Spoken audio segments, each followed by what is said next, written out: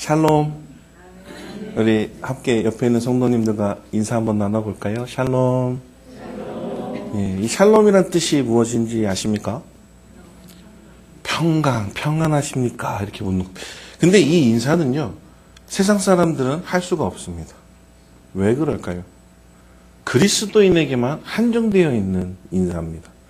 왜냐하면 그리스도 안에서, 하나님 안에서 평안하십니까? 라는 그런 인사이기 때문입니다. 그래서 샬롬 이렇게 인사하는 거는요, 우리 그리스도인끼리, 기독교인들끼리 할 수 있는 인사라는 것입니다. 그러면 이제 마음에 손을 얹고, 정말 평안하십니까? 아무런 고민 없으십니까? 아무런 걱정 없으십니까? 정말 하나님이 주시는 평안 가운데 기쁨만 누리고 계십니까? 아멘 나와야죠. 그럼요. 영천교회는 당연히 아멘 나오실 줄 믿습니다. 예, 감사합니다. 그런데 사실 우리가 삶을 살다 보면요, 그리스도인들인데도 불구하고 고난 가운데, 힘든 가운데 사는 삶이 있다라는 것입니다. 우리에게 시험이, 연단이 찾아오는 삶이 있다라는 것입니다. 그럼 그 가운데서 어떻게 샬롬 하실 수 있으십니까? 우리는 그래야 한다라는 것이죠. 오늘 본문의 말씀은 우리가 너무나도 잘 알고 있는 말씀입니다. 여호와 이레라는 이 말씀의 제목은 우리가 너무나도 많이 들어본 말씀, 아니 우리 하나님이 어떠하신 분인지 설명해주는, 어떻게 보면 그런 단어, 하나님의 한 이름 중에 하나다라고 볼 수 있는 것이죠. 이 여호와 이름, 여호와 이레라는 하나님의 이름을 우리가 확신하게 된다면 정말 언제 어느 순간에서도 샬롬이라는 인사가 나올 수밖에 없다라는 것입니다. 이 시간 말씀을 통해서 하나님께서 준비하시는 은혜를 체험하게 될 때, 하나님께서 주시는 은혜를 체험하게 될 때 우리가 무엇을 바라보게 되는지, 그리고 그 가운데서 우리의 삶은 어떠한지 다시 한번 생각해보는 시간을 갖고자 합니다. 첫 번째입니다. 여호와 이레 하나님은 우리가 감당할 수 있는 시험을 주십니다. 우리 1절과 2절 말씀을 다 함께 읽어보도록 하겠습니다. 시작. 그 일 후에 하나님이 아브라함을 시험하시려고 그를 부르시되 아브라함아 하시니 그가 이르되 내가 여기 있나이다. 여호와께서 이르시되 내 아들 내 사랑하는 독자 이삭을 데리고 모리아 땅으로 가서 내가 내게 일러준 한 산 거기서 그를 번제로 드리라. 아멘. 본문 말씀의 시작은 그 일 후에라고 시작이 됩니다. 그런데 이 그 일이라고 표현된 것은요, 바로 앞에 있는 사건을 의미하는 것이 절대 아닙니다. 이 그 일이라고 표현된 이것의 원문을 보게 되면은 복수 형태를 띠고 있는 것을 보고 있는데, 그 일들이라는 것이 원래는 정확한 의미입니다. 그런데 한국 번역이 잘못됐는가? 전혀 그렇지가 않습니다. 어떻게 보면 오묘한 하나님의 뜻을 더욱더 잘 표현해낸 단어라고, 해석이라고 보게 되어 있습니다. 왜 그러냐면 그 일이 무엇이냐면 바로 아브라함의 삶, 아브라함이 여태껏의 삶, 이 한 가지를 말하는 건데, 그 삶 속에는 여러 가지 것들이 녹아있기 때문입니다. 자, 그 일 후에 언제가 시작인가 봤더니 바로 하나님께서 아브라함에게 명하신 본토 친척 아비집을 떠나 내가 내게 지시할 땅으로 가라 하신 그 삶의 시작이라는 것입니다. 하나님께서 부르신 아브라함의 삶의 시작이라는 것이죠. 우리 다 알고 있습니다. 본토 친척 아비집을 떠나, 이게 무슨 의미입니까? 아브라함을 보호해 줄 수 있는 환경은 요만큼도 없다라는 것입니다. 아브라함이 이제는 기댈 수 있는 것은 전혀 없다라는 것입니다. 하나님이 지시하는 땅으로 가는 그 땅은 이제 사람에게 기댈 수 있는 것이 아무것도 없고 오직 하나님만을 기대어 나아가는 삶만 살 수 있는 그곳이라는 것입니다. 하나님께서 그래서 아브라함에게 명령하실 때 아브라함 어땠습니까? 순종합니다. 하나님의 말씀에 순종하고 하나님의 말씀을 믿고 따라 나선다라는 것이죠. 그 일 후에라는 것입니다. 그래서 아브라함이 그 일만 있는 것이 아니죠. 그리고 하나님께서 아브라함에게 약속하십니다. 무슨 약속입니까? 아들 이삭을 준다라는 약속이죠. 이 약속에서 아브라함은 어떻습니까? 자유합니까? 솔직히 여기 계신 권사님들 이제 아기를 가질 것입니다. 그러면 어떻게 돼요? 이게 당연한 겁니다. 이 웃음의 의미가 당연한 겁니다. 사라의 웃음도 아마 이랬을 겁니다. 하나님, 이게 어찌 말이 되는 일입니까? 사라는 2번 웃었죠. 이렇게 당황하는 하나님, 이건 말도 안 됩니다. 하지만 이삭을 낳고 보니 기쁨의 웃음을 가질 수 있는 하나님이 주시는 그 말씀에 그 약속은 이루어진다라는 것을 믿는 웃음이 나오는 그 삶, 그게 바로 아브라함과 사라, 이삭의 삶, 그 일 후에 이 모든 것이 녹아있는 것입니다. 하나님께서 인도하시고 하나님께서 약속하시고 하나님께서 하시기로 작정된 일들은 반드시 이루어집니다 라는 것을 체험한 아브라함의 삶, 그 일이 있고 난 후에라는 것입니다. 그러니까 그때 어떻게 됩니까? 하나님이 아브라함을 시험하시려고 한다라고 합니다. 이 시험이라는 단어는 성경에서 여러 번 등장합니다. 그런데 이게 재밌는 것이요. 우리가 하나님께로 시험한다 했을 때는 안 되는 거예요. 부정적인 의미예요. 그래서 인간이 하나님께로 향한 시험이라는 이 단어는 성경 모든 부분에서 부정적인 의미로 사용됩니다. 하지만 하나님께서 인간을 시험해 보시려고 할 때는 긍정적인 의미가 돼요. 이 똑같은 단어인데도 불구하고 왜 부정적이고 왜 긍정적인 의미가 되겠습니까? 그것은 주체가 다르기 때문입니다. 하나님께서 우리를 심판하시고 시험하시고 보실 수 있는 전지전능한 창조주이시기 때문에 당연히 시험하실 수 있지만 피조물인 우리는 절대 하나님의 능력을 시험해보거나 하나님이 어떠한 분이신지 시험해보거나 할 수 없기 때문입니다. 이스라엘 백성들이 많이 여호와를 시험하다 이런 단어로 많이 사용되었었는데 이 본문에서는 하나님께서 긍정적인 의미로 시험을 하신다라고 합니다. 이 시험이 무엇이냐면요. 자, 너 이거 잘했나 맞나 틀리나 확인하려는 것이 아니라 얼마큼 알고 있는지 내가 알기를 원한다라는 것입니다. 하나님께서는 우리의 신앙이 어떠한 점에 있는지 알기를 원하신다라는 겁니다. 그래서 연단을 주시고 시험을 주신다라는 겁니다. 그 시험 속에서 우리는 하나님께 보여드려야 될 것이 있다라는 것을 본문 말씀을 통해서 알 수 있는 것입니다. 그것이 바로 무엇인가 보았더니 우리의 하나님을 향한 믿음과 순종이라는 것이죠. 저는 이 모든 내용을 우리 성도님들이 다 알고 있기 때문에 제가 갑자기 점프해서 뒤에까지 갔다 온 겁니다. 원래 지금 본문의 시작을 보면은 이렇습니다. 시험하시려고 그를 부르시되 아브라함아 하시니 그가 이르되 내가 여기 있나이다. 아브라함의 즉각적인 반응을 볼 수 있습니다. 아브라함은 처음부터 하나님이 부르실 때 즉각적으로 반응을 하는 사람이었습니다. 조금 있다가 하나님, 네, 잘못 들었습니다가 아니라 하나님께서 부르시면 즉각적으로 반응하는 사람이 바로 아브라함이라는 사람이에요. 그래서 하나님께로 갔더니 당연히 하나님께서 무슨 말씀을 하시려고 부르신 거죠. 아브라함이 기대하면서 하나님께서 무슨 말씀을 내게 주실까 갔더니 하시는 말씀이 내 아들, 내 사랑하는 독자 이삭을 데리고 모리아 땅으로 가서 내가 내게 일러준 한 산 거기서 그를 번제로 드리라. 이 말씀이 이제 아브라함이 있게 되는 것입니다. 어떻습니까? 이 말을 들었을 때 어떻습니까? 어떠실 것 같아요? 우리가 제3자의 입장에서 볼 때는 하나님 말씀이 임했을 때 당연히 따라야지요. 하나님께서 말씀하셨으면 지켜야지요. 하나님께서 우리에게 주신 말씀이 있으면 순종해야지요. 할 수 있습니다. 그죠? 당연히 그렇게 합니다. 그런데 아브라함의 입장에 한번 해보십시오. 그냥 다른 거 다 빼고 내 아이, 내 자식을 하나님께서 지금 달라 하시는 그 상황이라고 한번 생각을 해보십시오. 어떻습니까? 하실 수 있습니까? 하나님 순종할 수 있습니다. 바로 나올 수 있습니까? 하나님 당연히 드려야죠. 하나님께서 달라 하시는데 기쁨으로 드려야죠. 할 수 있습니까? 제가 예전에는 이 비유를 진짜 문자적으로만 비유를 했었습니다.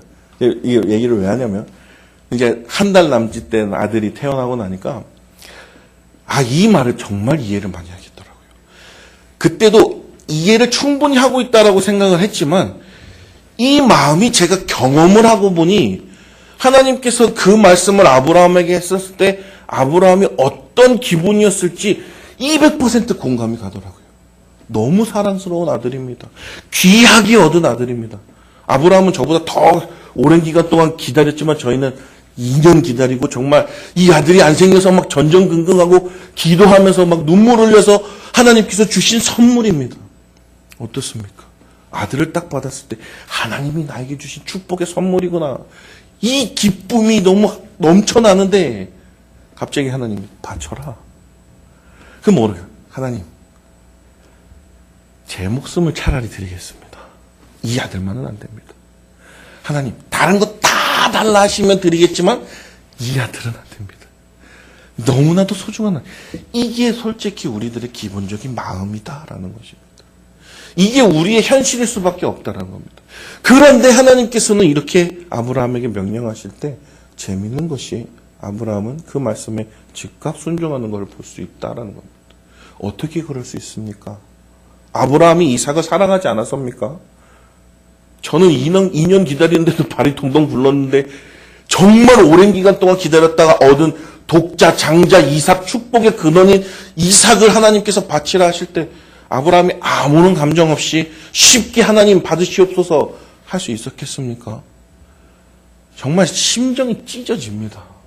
근데 아브라함이 드릴 수 있었던 이유는 바로 그 일 동안이라는 겁니다. 하나님이 준비시켰다라는 것이죠. 하나님이 훈련시켰기 때문이다라는 것이죠. 믿음의 조상 아브라함이 될 수 있었던 이유는 아브라함이 잘나서, 아브라함이 능력이 좋아서, 아브라함이 순종을 잘하니까 그래서가 아니라 하나님이 모든 것을 아시고 훈련시키시고 그만한 믿음을 허락하셨기 때문에 가능한 것이라는 것입니다. 이것을 분명히 보실 수 있어야 됩니다. 이것은 그냥 단지 아브라함에게 주시는 하나님의 테스트가 아니라 하나님께서 이미 다 아시기 때문에 너는 그만한 믿음이 있는 걸 알기 때문에 이러한 힘든 시험까지도 주신다라는 것입니다. 어떻습니까? 다시 한번 묻겠습니다. 삶이 평안하십니까? 고난 속에 있진 않으십니까? 그 고난 속에서 평안을 찾으셔야 됩니다. 그 고난 속에서 기쁨을 찾으셔야 됩니다. 왜냐하면 하나님께서 감당할 수 있는 시험을 우리에게 허락하신 것이고 하나님께서는 이미 우리에게 그만큼의 이길 힘을 주셨기 때문에 이 모든 시험을 허락하셨다라는 것입니다. 그렇기 때문에 우리가 환난과 고난 속에 있을 때 울 필요가 없습니다. 낙심할 필요가 없습니다. 원망할 필요가 없습니다. 사람을 미워할 필요가 없습니다. 하나님이 하셨기 때문에 하나님이 이루어 나가실 거기 때문에 어떻습니까? 하나님께 맡겨야지요. 우리 인간이 얼마나 열심히 하고 얼마나 노력을 해도 하나님의 요만큼도 따라갈 수 없는 게 저희 아니겠습니까? 그렇기 때문에 이 하나님께서 우리에게 주시는 모든 시험은 하나님께서 이길 힘까지 넉넉히 주시고 그렇게 주시는 시험이기 때문에 그 시험 속에서 바라보셔야 됩니다. 하나님께서 지금 나에게 무엇을 원하시는가 바라보셔야 되는 겁니다. 그 고난 속에서 아이고 힘들어 난 죽겠네가 아니라 아이고 기쁘다 살겠네. 하나님께서 나에게 또 이번에 무슨 은혜와 축복을 주시려고 이렇게까지 또 인도하시나. 하나님의 그 모든 섭리가 어디에 있나 바라보실 수 있어야 된다는 것입니다. 그럴 때 기독교인의 샬롬이라는 이 평안하십니까? 평안하십시오라는 이 샬롬은 언제 어느 순간에서도 서로의 인사와 안부가 될 수 있는 것입니다. 그렇기 때문에 힘든 시험에 있는 사람에게 샬롬 평안하십니까? 시험되는 거 절대 아닙니다. 그 사람에게 하나님이 주실 그 많은 연단의 시험과 넉넉히 이길 힘과 그리고 하나님께서 준비해 놓으신 모든 축복의 통로가 있음을 보시고 오히려 샬롬이라고 인사를 하실 수 있어야 되고 그 영혼을 위해서 함께 기도할 수 있는 사람이 되어야 한다라는 것입니다. 이 모든 것은 하나님께서 준비하신 것이시기 때문입니다. 제가 개인적으로 이번에 조금 힘든 일이 있었습니다. 제가 봤을 때 인생에 저한테는 가장 큰 시험이었습니다.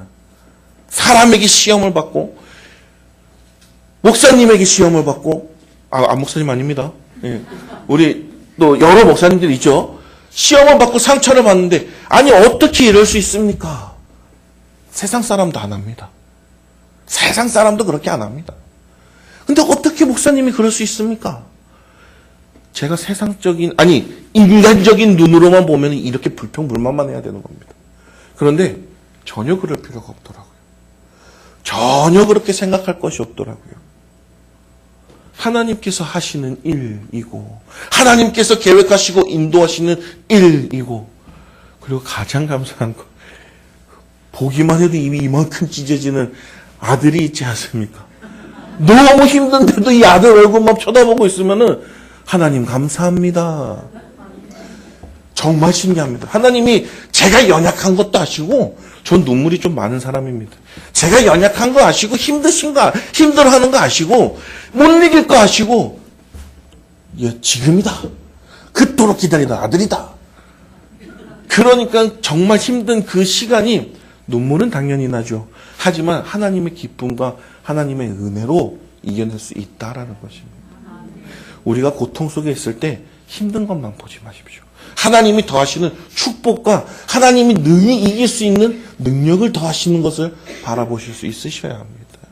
그러면 우리 모든 성도님의 삶은 고난 속에서도 하나님을 찬양하는 그 입술이 될 수 있는 것이고 힘든 가운데서도 여유롭고 남을 도울 수 있는 하나님의 사랑을 그대로 실천할 수 있는 그리스도인들이 될 수 있는 것입니다. 힘든 상황에 있을 때 힘든 사람을 도와줄 수 있는 겁니다. 왜냐하면 알기 때문이죠. 뭐가 필요한지 알기 때문이죠. 그런데 아무것도 힘든 게 없이 그냥 평생을 곱게만 폄하하는 건 아니지만 잘 모릅니다. 뭘 필요한지. 경험은 어떻게 보면은 우리에게 이러한 연단의 시험의 고난의 그리스도인에게 오는 환난과 고통은 감사의 대상이라는 것입니다. 모든 것을 더하시고 그 모든 능력을 이길 힘까지 주시는 하나님을 바라보시면서 여호와 이레의 믿음을 확신하셔야 됩니다.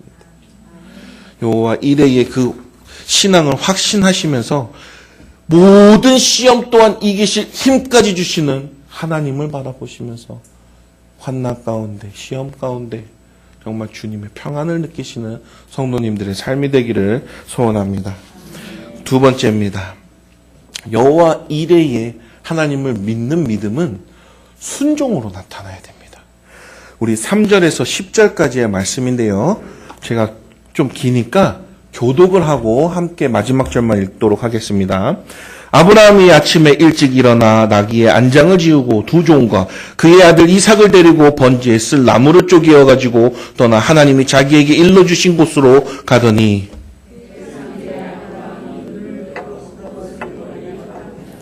이에 아브라함이 종들에게 이르되 너희는 나귀와 함께 여기서 기다리라. 내가 아이와 함께 저기 가서 예배하고 우리가 너희에게로 돌아오리라 하고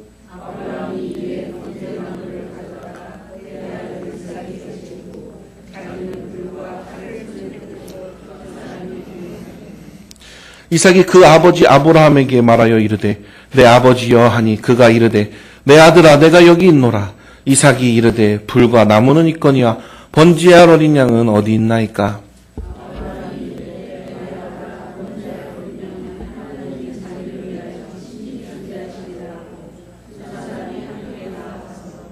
하나님이 그에게 일러주신 곳에 이른지라. 이에 아브라함이 그곳에 제단을 쌓고 나무를 버려놓고 그의 아들 이삭을 결박하여 제단 나무 위에 놓고 다 함께 읽겠습니다. 손을 내밀어 칼을 잡고 그 아들을 잡으려 하니. 아멘. 아브라함은 정말 일찍 일어나서부터 이 하나님의 말씀에 순종하기로 작정하고 나아갑니다. 그런데 재밌는 것은요, 이 순종이요, 우리는 순종을 하려고 노력을 하지만 그 순종에는 사탄의 시험이 항상 있다라는 것도 기억을 하셔야 됩니다. 지금 상황을 보니까 이렇습니다. 아브라함이 있는 예루살렘에서 모리아까지는 75km 정도 거리라고 합니다. 그 당시에 이동수단을 생각해서 보면은 3일 정도 거리를 걸어가면 딱 맞다라고 합니다. 이제 아브라함은 이삭을 데리고 두 종과 함께 3일 거리를 걸어서 하나님께서 지시할 그 산까지 가는 여정을 겪게 됩니다. 어떻습니까? 하나님의 말씀이 있었을 때 여호와 이레의 신앙을 확신하는 아브라함은, 하나님께서 이길 힘까지 더하신 아브라함은 지체 없이 나아갔습니다. 하나님께서 주신 그 시험에 어떻게 할까 고민하는 것이 아니라 하나님께서 이르신 그 말씀 그대로 순종하면서 나아가고 있는 장면을 우리는 보게 되는 것입니다. 그런데 어떻게 됩니까? 이제 거의 다다랐습니다. 산에 거의 다다랐으니까 그때 이제 두 사환을 거기에서 멈춰서 기다리라 합니다. 어떻게 보면 지혜로운 일입니다. 왜냐하면 지금 아브라함이 행해야 될 번제는 그 번제의 제물이 이삭이기 때문이었습니다. 그렇기 때문에 사환에게 거기서 머무러라 라고 할 수밖에 없는 것입니다. 왜 그러냐면 그 모습을 본 사환은 어떻게 했습니까? 그 제사를 막는다라는 것이죠. 그 주인이 미쳤다라고 생각하고 어떻게든 그 살인하는 행위를 막으려고 한다라는 것이죠. 아브라함은 이미 알고 있습니다. 자기가 지금 무슨 일을 해야 되는지 확실히 알고 나아가고 있다라는 것입니다. 그렇기 때문에 사환들 보고 기다려라라고 합니다. 그리고 아들 이삭만 데리고 준비한 모든 번제 나무와 불을 가지고 이삭을 데리고 나귀와 함께 올라갑니다. 그런데 참 힘든 시험이 옵니다. 하나님께 순종하고 나아가려고 하는 그 순간에 사탄은 이렇게 시험합니다. 아들 이삭이 사탄이라는 건 아닙니다. 그 상황이 시험 유혹하는, 사탄이 미혹하는 것과 너무나도 같다라는 것이죠. 물어봅니다. 아버지, 번제할 어린 양은 어디 있습니까? 나무와 불은 있는데 번제할 어린 양은 어디 있습니까? 이 어린 이삭의, 아니 사랑스러운 아들의 이삭 질문에 아브라함이 어떤 시험에 들었겠습니까? 하나님의 말씀에 순종하고 나아가기로 결심하고 결단하고 나아가는 그 아브라함의 그 발걸음에 아브라함 정말 사랑하는 아들 이삭이 해맑게 번제할 제물은 어디 있습니까? 이게 바로 시험이라는 것이죠. 하나님 말씀을 순종하기로 작정하고 결심한 그 마음에 딱 초를 친다라는 것입니다. 어떻습니까? 아브라함의 마음이 어떻겠습니까? 깨지죠. 깨질 수밖에 없습니다. 너무 힘들 수밖에 없습니다. 자기가 사랑하는 아들의 그 질문은, 너무나도 해맑은 질문은 아브라함의 마음을 해칠 수밖에 없습니다. 그런데 확실한 여호와 이레의 신앙을 가지고 있고 그 일 후에 모든 하나님의 역사하심을 체험한 아브라함은 이 정도의 시험에 무너지지 않습니다. 하나님께서 분명히 아브라함에게는 바쳐라, 이삭을 바쳐라 라고만 얘기했지 다른 얘기는 아무것도 안 하셨습니다. 그런데 아브라함은 하나님을 믿는 확실한 믿음이 있기 때문에 거짓말을 하는 것이 아닙니다. 위기를 모면하려고 하는 말이 아닙니다. 확신으로 말을 하는 것이 있습니다. 하나님 아버지께서 모든 것을 준비하신다. 거기에 가면은 된다. 우리는 거기에 가면 된다. 하나님께서 모든 것을 준비하시니 가면 된다. 이것이 바로 믿음의 신앙인이 할 수 있는 고백인 것입니다. 어떻게 이렇게 말할 수가 있습니까? 아브라함에게는 확실한 신앙, 하나님께서 창조하신 이 세상이 영원한 세상이 아니라는 것을 알고 있다라는 것이죠. 아브라함은 하나님께서 우리에게 허락하신 영원히 함께 살 천국이 있다라는 것을 알고 있다라는 것이죠. 그것이 끝이 아니라, 죽으면 끝이 아니라 하나님의 택한 백성들은 하나님께서 일으켜 세우심으로 부활하는 권세가 있음을, 사망 권세를 이기는 하나님의 놀라우신 역사 하심이 있음을 믿는다라는 것이죠. 그렇기 때문에 하나님께서 준비하신다, 확실히 말할 수 있는 것입니다. 이 아들을 데리고, 이 아들은 지금 제물이 되는 아이임에도 불구하고 이렇게 고백할 수 있는 아브라함의 신앙은 하나님을 알기 때문에, 여호와 이레의 그 신앙을 믿기 때문에, 하나님께서 내 삶을 통해서 전반적으로 보여주신 그 모든 역사하심을 체험했기 때문에, 하나님의 축복과 은혜를 깨달은 아브라함은 하나님께서 하실 것을 확실히 아들에게 얘기해 줄 수 있는 것입니다. 이러한 얘기는요, 정말 어떻게 되냐면, 아브라함이 이삭에게 좋게 잘 구슬려서 거기까지 갔다로 끝나는 것이 아니라, 이 장면을 통해서 결국에 아브라함이 이삭을 번제로 드리려고 하는 이 모든 것은 예수 그리스도의 예표다라고 설명이 되는 것입니다. 아브라함이 예수 그리스도의 예표가 되기 위해서 이렇게 하는, 절대 그런 건 아닙니다. 하나님께서 말씀하신 것을 그대로 순종하고 따라한 아브라함에게 하나님께서 계획하시고 작정하시고 이루시기로 모든 행하시기로 하신 그 말씀들이 이루어지는 역사를 체험하게 하시는 것입니다. 이 나중에 축복해 주시는 것도 있지만 아브라함은 어떻습니까? 하나님을 확신하고 믿었다 그랬죠. 그랬을 때 열국의 아버지가 되었습니까? 아브라함이 죽었을 때 내 자손들이 무뼈가도 맞았습니까? 열국이, 이 많은 땅이 보이는 곳이 다 아브라함의 땅이었습니까? 아니다라는 것이죠. 왜 그렇습니까?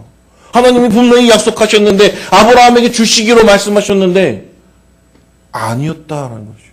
그랬을 때 아브라함이 어떡합니까? 하나님 왜 나에게 거짓말했습니까? 하고 죽었습니까? 아니다라는 것이죠. 하나님을 찬양하면서 하나님께 영광 돌리는 삶으로 하나님 품으로 돌아왔다라는 것이죠. 왜 그렇습니까? 부활하고 하나님 나라에 들어갈 때 믿음의 조상 아브라함, 우리가 어떻게 고백합니까? 아브라함의 하나님, 이삭의 하나님, 야곱의 하나님, 이렇게 고백하지 않습니까? 믿음의 조상이 되어서 우리의 영적, 어떻게 보면은 조상이 되는 아브라함이라는 것이죠. 결국에는 하나님께서 약속하신 말씀 그대로 이루어지는 것을, 이러한 확신이 있는 여호와 이레의 신앙이 있는 아브라함에게만 나타날 수 있는 모습, 순종이라는 것입니다. 그렇기 때문에 아들에게 하나님께서 다 준비하시니 걱정하지 말고 가자, 이렇게 얘기할 수 있는 것입니다. 아마 하나님께서 준비하실 거야가 아닙니다. 하나님께서 준비하실 것이니 가자. 이것이 바로 순종이라는 것입니다. 요즘 시대에 이러한 이야기를 했다면 정말 막장 드라마가 없죠. 아버지가 아들을 죽이려고 한다. 정말 말도 안 되는 이야기입니다. 이 얘기를 세상 사람들이 들었다고 하면은 이럽니다. 아니, 잡아야지.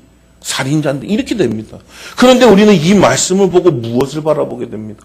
아브라함의 믿음의 순종은 맹목적인 것이 아니다라는 것을 알 수 있는 것입니다. 하나님의 확실한 비전을 바라보는 아브라함에게 나타나는 순종의 믿음, 알고 믿는 믿음이라는 것입니다. 그렇기 때문에 우리가 하나님의 말씀을 묵상해야 되는 이유가 있는 것입니다. 하나님을 알아야 되는 이유가 있는 것입니다. 하나님과 기도하면서 매일매일 하나님과 소통해야 되는 이유가 있는 것입니다. 성경 많이 보십니까? 맨날 똑같은 이야기죠. 많이 보셨을 거 아닙니까? 지금 그래도 한 10번씩은 읽으셨죠. 저는 솔직히 성경 몇 번 읽었습니까? 하면은, 이게 몇 독했습니다. 이렇게 얘기를 하시잖아요. 저는 그렇게 얘기를 못 하겠어요. 왜냐하면 저는 다는 읽었죠. 근데 부분적으로 읽는 그게 솔직히 설교를 준비하기 위해서 창세기를 한번 읽게 되면은 그 설교 준비를 해서 100번도 넘게 읽습니다. 그냥 계속 읽습니다. 계속. 하나님께서 말씀을 주시고 은혜를 주실 때까지 읽습니다. 계속 읽어야죠. 제가 하나님께 은혜를 받아야지 설교를 하죠. 그렇지 않습니까?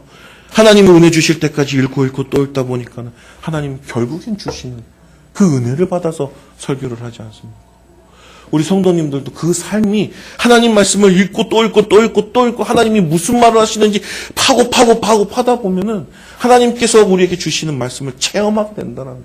기도로 알게끔 해주신다는 것이. 그러면 어떻게 해야 됩니까? 그 말씀으로 우리 나침판이 된다는 거예요. 인생이 어디로 가야 되는지 알게 된다는 거예요. 어디로 갈지 한 치 앞도 모르는 우리의 인생은 하나님이 제일 잘 하신다는 거예요. 그렇기 때문에 성경 읽으십시오. 기도하십시오. 이 하나님, 목사님의 말씀이 가장 정확한 말씀인 겁니다. 이 교육이 가장 중요한 교육인 것입니다. 그렇기 때문에 성경 열심히 읽으셔야 돼요. 성경을 부분적으로만 읽으시면 절대 안 됩니다. 제가 어렸을 때 항상 듣던 설교 중에 하나 예화가 이겁니다. 오늘은 무슨 말씀이 있을까? 정말. 하나님께서 이 말씀을 주셨구나. 제 단골로 듣던 예화입니다. 우리 안우소 목사님도 한번 하셨을지는 모르겠지만, 우리 교단 목사님들이 부흥에 오시면은 한 번씩 설교하실 때 꼭 이런 말씀, 성경을 이런 식으로 보면 안 된다라고 가르쳐 주시는 말씀이죠. 성경은 전체적으로 봐야 됩니다. 전체적으로. 어렵더라도 그냥 쭉 읽으시면 됩니다. 하나님께서 주시는 지혜와 명철로 성경을 읽으셔야 됩니다. 내가 보고 싶은 것만 보는 성경이 아니라 하나님이 나에게 무슨 말씀을 주시는가 하는 그 성경의 말씀을 읽어야 돼요. 그렇게 되면 이 여호와 이레의 신앙이 우리의 마음속에 자리 잡게 된다. 하나님 앞에서의 우리 삶이 된다는 거죠. 이 여호와 이레의 신앙은 결국에는 나중에 나오지만 하나님을 경외하는 삶을 살게 된다라는. 경외라는 삶은 어떻습니까? 두려워하다라는 것이죠. 근데 단순히 무서워서 두려워하는 것이 아닙니다. 알기 때문에 두려운 겁니다. 무엇을 하실 줄 능력이 있는 것을 알기 때문에 경외하는 겁니다. 자연스럽게 하나님께 나아가 무릎 꿇고 하나님께 엎드려질 수밖에 없는 우리의 삶이 될 수밖에 없다라는 거예요. 그렇기 때문에 우리가 순종할 때는 여호와 이레의 말씀에 순종을 해야 되는 겁니다. 사람에게 순종하는 것이 아니라 내가 가진 경험에 순종하는 것이 아니라 하나님의 말씀에 순종하는 사람이 되어야 한다라는 것입니다. 어떻습니까? 이러한 신앙 고백은 결국에는 하나님께서 우리를 얼마나 사랑하시는가까지도 알게 해줍니다. 아브라함이 이삭을 바침으로써 얼마나 가슴 아팠습니까? 이 모든 힘든 일이란 거 우리가 통감하게 되지 않습니까? 그런 하나님께서 우리를 얼마나 사랑하시는지 독생자 예수 그리스도를 보내주신다라는 것이죠. 독생자 예수 그리스도께서 이 땅에 오실 때 어떻습니까? 갑자기 짠하고 나타나셨습니까? 짠하고 나타나셨습니까? 성경에 나와 있는 대로 예언의 그대로 그 모습대로 오셨습니다. 하나님께서 약속하신 말씀 그대로 오셨습니다. 예수님께서는 이 땅에 오실 때 자기가 무슨 일을 감당해야 되는지도 다 알고 오셨습니다. 그럼 오고 싶겠습니까? 궁금합니다. 오고 싶을까요? 우리 인간적인 생각으로 한번 생각해 봅시다. 이 땅에 내려가는 것은 창조주 신이 피조물이 되는 겁니다. 전적으로 낮아지는 거죠. 격이 달라지는 겁니다. 내려오고 싶겠습니까? 여기에 내려오면은 이제는 내가 왕이 아니라 수발들러, 내가 대접을 받기 위함이 아니라 대접하기 위해 어떻게까지? 목숨을 내어놓음까지라는 거죠. 예수님께서 이 땅에 오실 때는 자기가 십자가에 죽으실 것도 알고 내려오셨다는 거죠. 삼위일체 하나님이신데요. 모르실 리가 없죠. 모든 아버지의 뜻을 정확하게 완성하신 분이 예수님이신데 요만큼의 오차도 없죠. 그러면 어떻습니까? 우리가 이 사건을 통해서 하나님이 우리를 얼마나 사랑하시는지까지도 알게 되는 것입니다. 하나님께서 어떻게 독생자 예수 그리스도를 이 땅에 보내주셨는지까지도 그 마음까지도 알게 된다는 것이죠. 그랬을 때 우리는 더욱더 하나님을 사랑합니다. 하나님이 주시는 그 말씀에 순종할 수밖에 없습니다. 라고 고백할 수밖에 없는 것입니다. 이것이 저희가 하나님을 경외하는 삶, 여호와 일의 말씀 앞에서 순종할 수밖에 없는 삶이 되는 것입니다. 정말 하나님의 말씀에 의지하여 정말 여호와 이레의 하나님의 그 능력을 기억하시고 하나님의 말씀에 순종하시는 성도님들의 삶이 되기를 소원합니다. 세 번째입니다. 여호와 이레 하나님의 말씀의 그 결과는 하나님의 놀라운 축복으로 이어지게 되어 있습니다. 11절에서 19절 말씀을 우리 또 교독하고 마지막 절은 같이 읽도록 하겠습니다. 여호와의 사자가 하늘에서부터 그를 불러 이르시되 아브라함아 아브라함아 하시는지라 아브라함이 이르되 내가 여기 있나이다 하매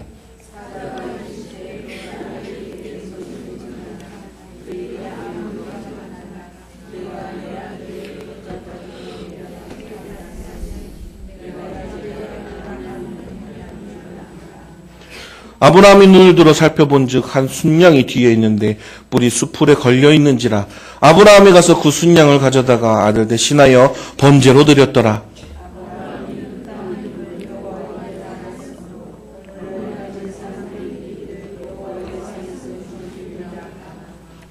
여호와의 사자가 하늘에서부터 두 번째 아브라함을 불러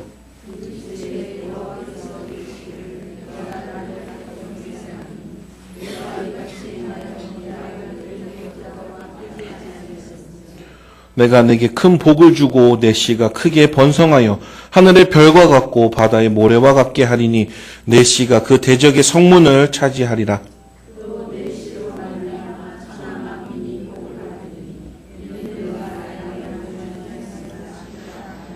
다 함께 읽겠습니다. 이에 아브라함이 그의 종들에게로 돌아가서 함께 떠나 브엘세바에 이르러 거기 거주하였더라. 아멘. 어떻습니까? 하나님께서 이삭을 바치려는 아브라함을 긴급하게 부르십니다. 아브라함아, 아브라함아 이렇게 2번 부르시는 것으로 얼마나 긴급하게 멈춰 세우는지를 볼 수 있습니다. 아브라함이 어떻겠습니까? 하나님, 내가 이거 찔르나 안 찔르나 한번 보세요. 하나, 둘, 이렇게 했을까요? 아닙니다. 아브라함은 하나님의 말씀을 순종해서 정말 이삭을 단칼에 하나님께 번제드리기 위해 죽음을 이르게 하는 그 순간이라는 겁니다. 하려고 하는 척이 아니라 하나님의 말씀을 순종하려고 이삭의 목숨을 취하려는 그 순간이라는 것입니다. 그 순간에 하나님께서는 하나님의 뜻대로 부르십니다. 하나님께서는 우리에게 하나님의 뜻을 거스르는 일을 시키지 않으십니다. 하나님께서는 우리에게 원하시는 그 모든 희생과 헌신은 우리로서 감당할 수 있는 것들을 시키신다라는 것이죠. 그렇기 때문에 어떻습니까? 아브라함아 연속적으로 2번 부르시면서 하던 일을 긴급적으로 멈추게 합니다. 내가 지금 하려고 하는 아들의 목숨을 취하려고 하는 그 번제를 중단하셨다라는 것이죠. 그러면서 딱 하시는 말씀이 내가 나를 경외하는 줄 알았노라. 하나님께서는 이 고통과 시련과 연단, 환난 이 모든 것을 통해서 알기를 원하신다라는 겁니다. 하나님의 택한 백성들이 하나님을 얼만큼 사랑하는지, 하나님의 말씀을 얼만큼 순종하는지 알아보기 원하신다라는 것이죠. 그렇기 때문에 우리는 어떻게 해야 됩니까? 하는 척이 아니라 온 마음 다해 해야 된다. 하나님께서 주신 말씀을 수박 겉핥기식으로 그냥 단순하게 그냥 하는 척하는 것이 아니라 온 마음 다해 해야 된다. 그랬을 때 하나님께서는 아신다라는 것이죠. 우리의 마음속까지 감찰하시는 하나님은 아신다라는 것입니다. 아브라함아 네 마음속에 나를 향한 경외하는 그 마음을 알았노라 라고 지금 하나님께서 알아주신다라. 이것만큼 감사할 수가 없는 거예요. 피조물인 우리가 하나님께서 알아주시는 것이 가장 큰 행복이고 기쁨인 것입니다. 그랬을 때 어떡합니까? 아브라함은 이제 끝났다가 아니죠. 원래 하려고 했던 목적 그대로 이루어집니다. 원래 하나님께서 말씀하신 그대로 그곳에서 번제를 드립니다. 어떻습니까? 아브라함이 이삭에게 했던 말이 그대로 이루어지죠. 하나님께서 미리 준비하셨다. 미리 준비하신 그 양을 발견하고 신기합니다. 왜 처음에는 발견하지 못했을까요? 처음에 이삭을 데리고 갔을 때는 왜 발견하지 못했을까요? 근데 그것이 중요한 것이 아닙니다. 지금 하나님 앞에 온 마음 다해 내 모든 것을 드릴 때 하나님께서 준비하심을 보게 하신다라는 것이죠. 그랬을 때 아브라함은 하나님께서 명령하신 그대로 순종하게 되는 것. 결국엔 하나님 말씀에 모든 게 순종하게 되는 것이라. 어떻습니까? 아브라함 이 순간까지 어떤 기도를 드렸을까요? 이건 굉장히 중요합니다. 우리가 기도하는 부분에서도 훈련하는 가운데서도 굉장히 중요한 말씀을 가르쳐주고 있습니다. 하나님, 어떻게든 아들 이삭을 바치지 않게 해주세요. 하나님, 아들 이삭의 목숨을 꼭 살려주세요. 이렇게 기도했을까요? 제 생각에는 아브라함은 이렇게 기도하지 않았을 거라고 봅니다. 하나님께 번제 드리는 일을 마무리할 수 있게끔 해주세요. 기도했을 것 같아요. 잘 마무리하게 해주세요. 라고 기도했을 것 같아요. 그렇기 때문에 어떻습니까? 하나님께서 예비하시고 준비하시고 기쁨의 마음으로 하나님께 예배 드릴 수 있게끔 하나님께서 모든 것을 준비하시고 이것이 바로 하나님께서 주시는 지혜로 말미암아 기도하는 것이라는 겁니다. 우리가 원하는 것을 당연히 구하죠. 하나님께서 구하라 하셨으니까요. 그런데 잘 생각해 보세요. 하나님께서 무슨 기도를 응답하시고 무슨 기도는 응답하지 않으신가? 보면은 하나님께서 우리에게 작정하시고 하나님께서 계획하시고 하나님께서 뜻하신 일들, 우리로 하여금 이루시기로 작정하신 일들을 기도할 때는 하나님이 기뻐하심으로 그 모든 것을 행하십니다. 그런데 어떻습니까? 하나님 돈 좀 주세요. 절대 안 됩니다. 하나님 복권에 당첨돼 말도 안 됩니다. 정말 자기의 진력만 소비하는 기도라는 것이죠. 이러한 기도는 하나님께서 기뻐 받으시지 않으신다라는 거예요. 그래서 우리가 어떻습니까? 우리의 인간적인 마음으로 열심히 기도하지. 하나님, 저 돈 좀 주세요. 너무 힘들어요. 그런데 이 기도가 나중에 이렇게 바뀝니다. 하나님, 제가 하나님의 일을 감당하는 사람이 되게 해주세요. 이렇게 바뀝니다. 또 바뀌면 하나님 주신 모든 환경에서 감사하면서 하나님의 일을 감당하는 사람이 되게 해주세요. 이렇게 점점 변하는 기도는 하나님이 원하시는 기도로 바뀌어가면서 결국에는 하나님께서 응답하시는 기도, 하나님 마음에 합한 기도, 먼저 그의 나라와 그의 의를 구하는 기도가 된다라는 것입니다. 이것이 바로 우리에게 알려주는 어떻게 보면 아브라함 마음 축복의 마지막 모습이라고 볼 수 있는 것입니다. 결국에는 아브라함은 여호와 이레라고 하시고 하나님께서 모든 것을 예비하신다라고 그 땅을 기억합니다. 지금까지도 그 땅을 보고 우리는 알게 된다라는 것이죠. 하나님께서 우리의 삶을 예비하시고 준비하시는 것을 깨닫고 살아가는 우리의 삶이 된다라는 것이죠. 그 결과 어떻습니까? 이제 나오죠. 내 씨가 묵별과 같이 많고 내 씨로 인해서 축복을 받는. 그러면 어떻게 되겠습니까? 우리는 아브라함의 씨라는 것이죠. 우리의 영적 조상이라고 말을 하죠. 그러면은 어떻게 되겠습니까? 우리로 하여금 세상이 축복받는 시대를 살아가고 있는 우리라는 것입니다. 우리 그리스도인들을 통해서 하나님께서 축복하시는 세상이라는 것이죠. 우리 이 기쁜 소식 아닙니까? 우리의 지금 축복이 우리에게 넘쳐나는 이 모든 하나님의 은혜와 이 모든 것들이 우리로 끝나는 것이 아니라 우리 옆에 있는 사람까지 다 주위가 축복을 받는다고 하는데 기쁘지 않습니까? 그러면 어떻게 해야 될까요? 자기 혼자 꽁꽁 싸매고 있어야 됩니까? 이 기쁜 소식을 전하셔야죠. 요즘 맛집이다 하면 어떡합니까? 자기 사랑하는 사람 데리고 가잖아요. 자기가 좋아하는 사람 데리고 가잖아요. 야, 여기 가봐라. 정말 맛있는 거 맞다. 입소문 나잖아요.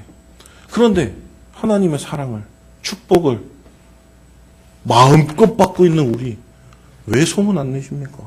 소문 내셔야죠. 하나님께로 나오기만 하면 하나님께서 알아서 축복하시니 하나님만 믿고 따라가세요. 예수 그리스도를 믿으면 구원을 받습니다. 전하는 삶이 되어야 한다는 것입니다. 근데 요즘 전도하기 힘드시죠? 힘들지 않습니까? 제가 전도 세미나도 많이 다녀보고 전도에 관련해서 이렇게 좀 생각을 해보고 할 때 예수 믿으세요라고 전도하는 시대는 어떻게 보면은 가장 중요한 말인데도 불구하고 조금 힘든 시대가 왔어요. 세상 사람들이 너무나도 악해져서 요즘 세상에는 하나님의 말씀에 복음이 들어갈 틈이 별로 없어요. 그럴 때는 바로 지금 본문이 가르쳐주는 모습을 우리가 취해야 됩니다. 내가 어느 곳을 가든지 하나님의 축복을 받는 그리스도인들이 되어야 된다. 내 삶을 통해서 저 사람은 그리스도인이구나. 저 사람은 하나님을 믿기 때문에 축복받는구나. 보여지는 삶을 살아야 된다는 것이죠. 그래서 항상 기뻐하셔야 됩니다. 범사에 감사하셔야 됩니다. 이 성경 말씀에 다 있는 거예요. 제가 새로운 말 하는 거 아닙니다. 다 이어지는 겁니다. 이게 바로 하나님의 그 축복에 받는 삶은 항상 기뻐할 수밖에 없는 삶이고 범사에 감사할 수밖에 없는 삶이고 어떻습니까? 이러한 삶을 통해서 내가 그리스도인입니다. 나는 하나님을 믿기 때문에 이 모든 것이 하나님의 은혜로 말미암습니다. 이 고백하는 삶을 살아갈 때 내 주위에 있는 사람들이 보고 쫓아온다라는 것이죠. 아니, 잘나서 쫓아온 거 아닙니다. 오해하지 마십시오. 내가 잘 돼서, 이 말을 오해하시면 안 됩니다. 내가 잘 돼야지. 아닙니다. 하나님의 말씀에 순종해야지, 이 말입니다. 지금 제가 계속 이 설교의 맥락이 처음부터 여호와 이레라고 말하는 것을 꼭 기억하시고 오해하시면 안 됩니다. 내가 잘 돼서, 남들보다 잘 돼서 잘 보여서 나를 따라오게끔 하는 것이 아니라 하나님의 말씀을 정말 그냥 그대로 순종하는 삶을 살았을 때 하나님께서 붙여주시는 이 축복들로 말미암아 그 사람들을 전도하는 사람 낚는 어부가 된다라는 것입니다. 절대 오해하지 마십시오. 잘나고 잘 살라고 설교하는 거 절대 아닙니다. 이미 우리가 받은 많은 축복을 기억하시라는 것입니다. 그리고 그것에 감사하는 삶을 살아갈 때 하나님께서 더하시는 그 축복이 무궁무진하다는 것을 깨닫게 되고, 그러면은 매 순간 감사할 수밖에 없죠. 아니, 저 집은 뭐가 그렇게 감사해? 우리보다 못 사는 것 같은데. 아니, 저 집은 뭐가 있길래 도대체 그래? 아니, 저 집은 도대체 뭔데 그래? 이게 바로 하나님의 축복과 은혜라는 것입니다. 그 가운데 우리의 삶은 당연히 하나님 감사합니다, 이렇게밖에 될 수밖에 없는 거예요. 하나님 축복해 주세요. 하나님, 내가 이렇게 행동하니 하나님께서는 나에게 모든 것을 더하셔야 됩니다. 아닙니다. 우리는 절대 하나님께 축복을 강요할 수가 없습니다. 하나님께 은혜를 베풀어 달라고 요구할 수도 없는 거죠. 하나님께서 알아서 더하시는 하나님의 택한 자녀들 아닙니까? 백성들 아닙니까? 그럼 하나님의 말씀대로 살아야죠. 하나님께 속해서 살아야죠. 그러면 알아서 더하시는 은혜라는 거예요. 그렇기 때문에 축복 많이 주세요, 기도 안 하셔도 됩니다. 하나님 말씀대로 순종하며 살게 해주세요. 내 마음속에 여호와 이레라는 이 신앙이 확신을 갖고 하나님을 따라가는 내 삶이 되게 해주세요. 이렇게 기도하시면 되는 것입니다. 이렇게 기도하실 수 있는 우리 모든 성도님들의 삶이 되기를 소원합니다. 사랑하는 우리 영천교회 성도님들, 그리고 헌신을 다짐하시는 우리 여자 5구역 성도님들, 이 얘기가 나오면 설교가 다 끝난 겁니다. 그죠? 너무 길었죠? 예. 제가 한 예화만 들고 좀 마치려고 합니다. 제가 미국에 있을 당시에 교회에서 어떤 한 집사님이 간증을 하시는 것을 듣게 됐습니다. 평신도 선교사님이신데 그분은 한국 국적을 가지고 계시지는 않으세요. 한국인이시지만 미국 국적을 가지고 계십니다. 이게 그 나라의 힘을 아는 방법이 여권을 갖고 몇 개국을 갈 수 있는가라고 얘기를 하더라고요. 그런데 그거랑 상관없이 우리나라 여권 굉장히 큰 힘을 갖고 있습니다. 그런데 그렇게 큰 힘을 갖고 있는 우리나라 여권으로 갈 수 없는 나라가 있어요. 미국도 우리나라보다 더 힘이 많은 나라의 여권이긴 하죠. 그렇지만 그거랑 상관없이 미국 여권으로는 갈 수 있는 나라가 있습니다. 어딜까요? 바로 북한이죠. 북한은 저희가 어떻게 해서도 우리나라 여권으로 갖고 들어가기가 일반적으로 힘든 나라입니다.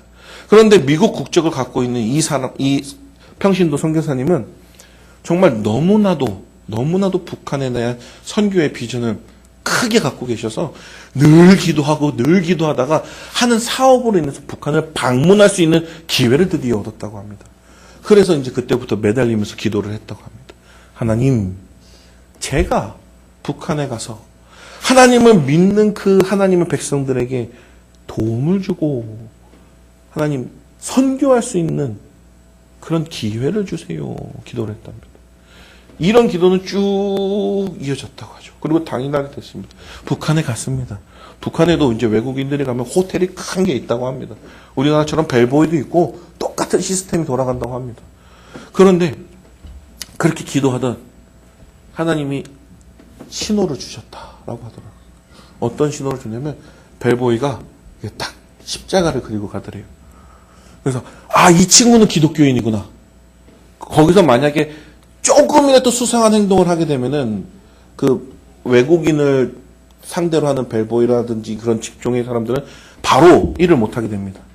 그리고 그 일은 생각보다 많은 그 부를 축적할 수 있는 그런 일이기 때문에 많은 사람들이 거기서 안 노력하는 그런 어떻게 보면 북한의 삶이라는 것이죠. 근데 그 사람을 보고 이렇게 십자가 표시를 딱 하니까 하나님이 내 기도를 응답해 주셨구나. 드디어 북한에서도 기독교인을 만날 수 있게 됐구나. 그래서 그 벨보이를 조용하게 내 짐 좀 들어 이렇게 해갖고서는 데리고 자기 방으로 갔답니다. 그래서 방으로 가자마자 했단 말이 그리스도인입니까? 하나님을 믿습니까? 예, 하나님을 믿습니다. 저는 여기서 북한에서 정말 힘들게 하나님을 믿고 예배하고 섬기고 있습니다. 그리고 자기 친한 형은 기독교인인 게 발견돼서 지금 행방불명되긴 했지만 자기 집은 그래도 믿음의 신앙을 지키는 그런 집안입니다. 라고 얘기를 하더라고요. 그래서 너무나도 기쁜 마음에 무엇을 도와드릴까요? 무엇을 도와드릴까요? 라고 얘기를 했답니다. 그럼 내가 돈이 필요하면 돈을 주겠고 만약에 북한에서 탈북해서 다른 삼국이나 미국이나 한국으로 가고 싶다 그러면 그 길도 열어드리겠습니다.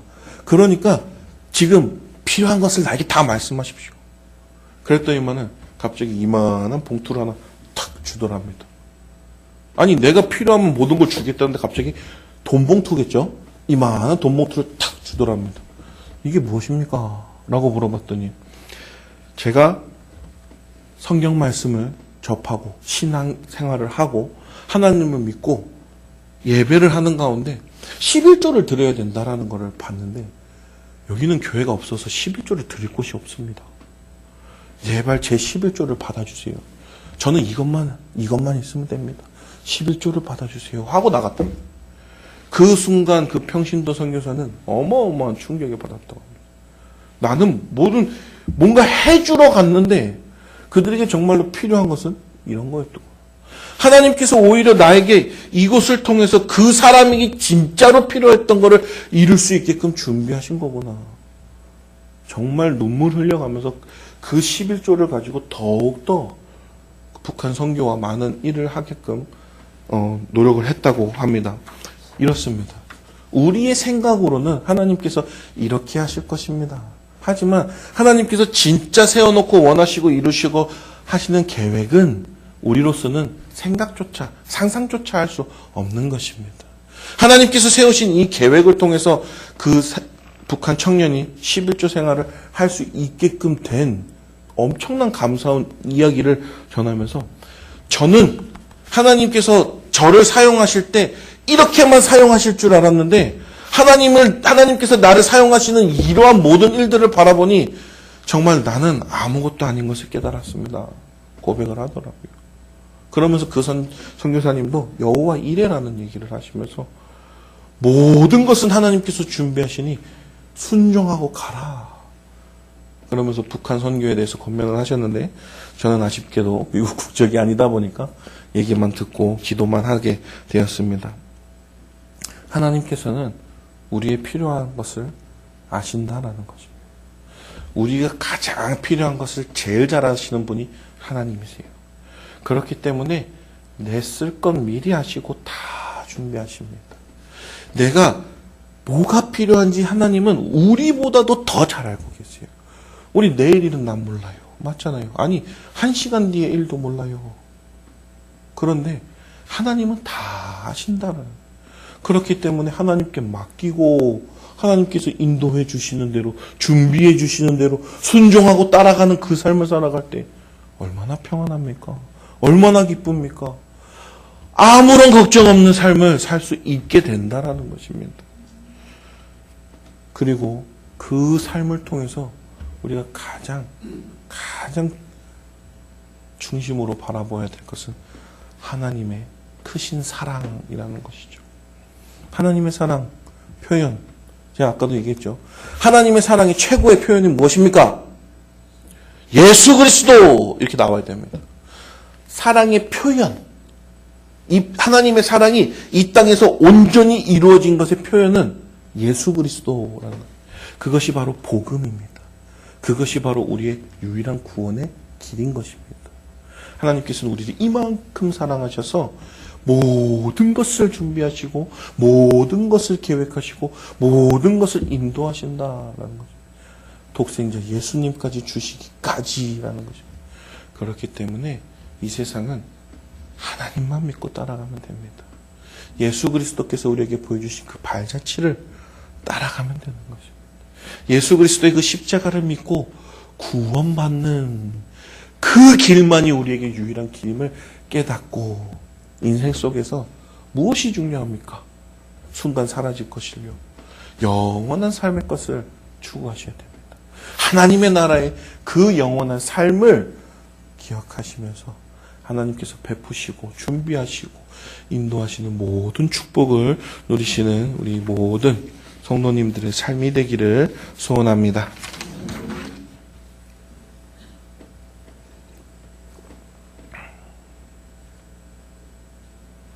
기도할까요?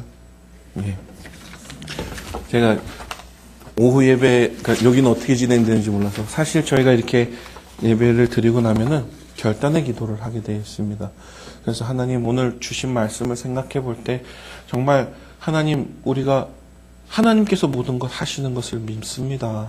하나님께서 준비하시는 것 믿습니다. 우리가 평안한 삶을 살기 위해서 하나님을 믿는 것이 아니라 하나님께서 해주시는 모든 것, 하나님께서 원하시는 것을 믿고 하나님만을 믿고 따라가 나가니 평안한 삶을 살게 됩니다. 이렇게 고백하시면서 여호와 이레의 그 하나님을 체험하는 우리의 삶이 되게 해주세요. 기도하시길 바라겠습니다. 그리고 기도하시면서 여호와 이레의 그 믿음의 순종의 삶을 살게 해주세요. 기도하시길 바라겠습니다. 그 순종의 삶을 살아갈 때에 하나님께서 더하시는 축복을 바라보고 깨닫고 감사하는 삶을 살게 해주세요. 기도하시길 바라겠습니다. 그리고 우리 계속해서 영천교회와 목사님과 그리고 당회와 그리고 모든 선교사님들 위해서 기도해 주시고 개인적인 기도도 하시고 우리의 이웃들 기도도 해 주시고 그리고 제가 마무리 기도하겠습니다.